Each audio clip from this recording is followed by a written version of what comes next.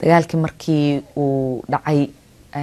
sidaas aan wadankii uga soo tagnay oo Kenya imaanay familkeyga waxay galeen utango camp oo utanga la dhahayay wallahi xerada qaxootiga nolosha hadaan kasta aan ka xasuusto kaaga waramo waxay ahayd meel dadka ay ku dhibaataysan yihiin marka dhibaatooyin fara badan dadka ku haystay anaga waan yaryareen oo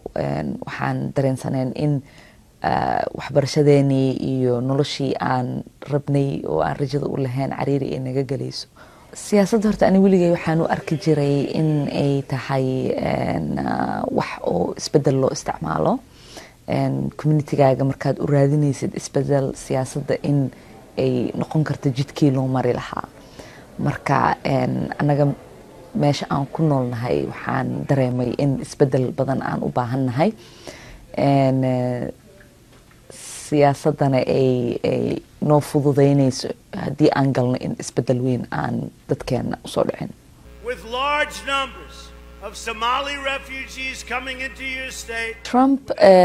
doorashada markuu uu ku jiray 2 bari ka hor intii aan la gaarin doorashadii ugu dambeysay Minnesota u imaaday dadka wuxuu ku yiri Soomaalida dhib bay idinku hayaan argagixisay idin keeneen waa cancer in aad iska goysiin waay aniga isla markii jawaabaan u qoray oo waxaan u sheegay in annaga Soomaali haddii aan nahay waxyaalo tiro badan oo faa'iido ah aan ku soo kordhinay Minnesota waxaan leeyahay gabdhaha Soomaalida oo na dhageysanayo siyaasadda annaga way noo baahan tahay waan ku qasbannahay inaan ka qayb qaadano haddii aan rabno nolosheena in isbedel weyn aan gaarsiino